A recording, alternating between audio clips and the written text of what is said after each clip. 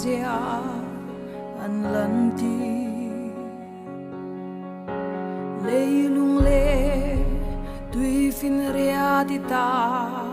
ani vel fin na hian hian chi ma se garin na chu anh nghiêng về chính ai lâu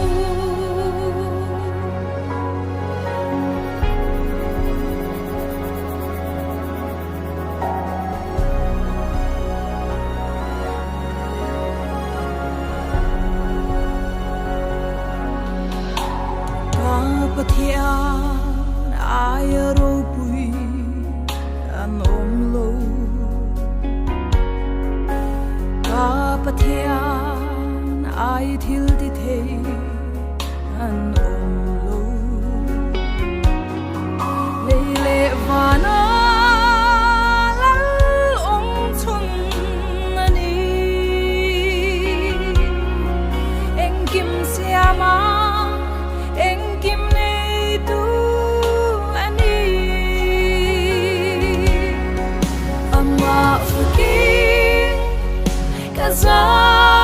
kazai zela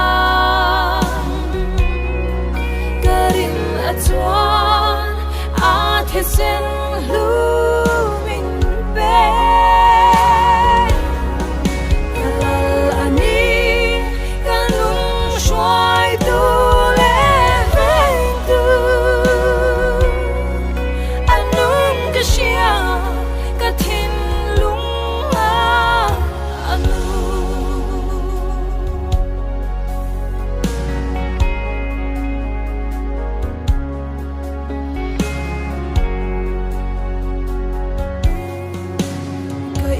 chuang chim pathian fa kan ni amaring kim a min shia ti ka shia kan na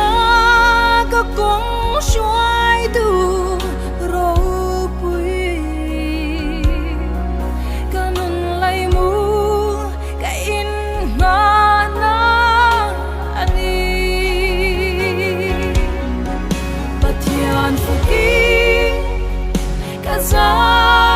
kazai zela garin atwan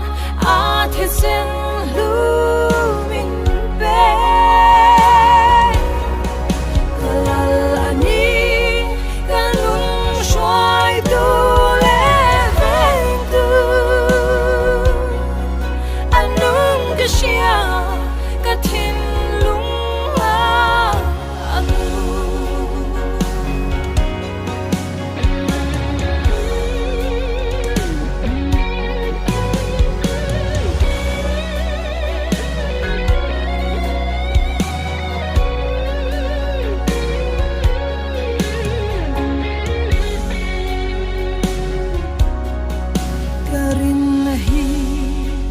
nang ma a zau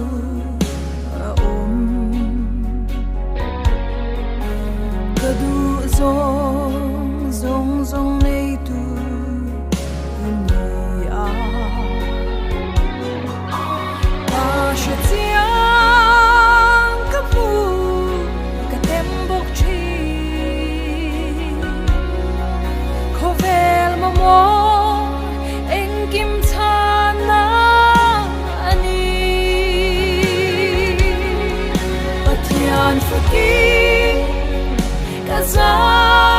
kazai zela garin atwan athesen lu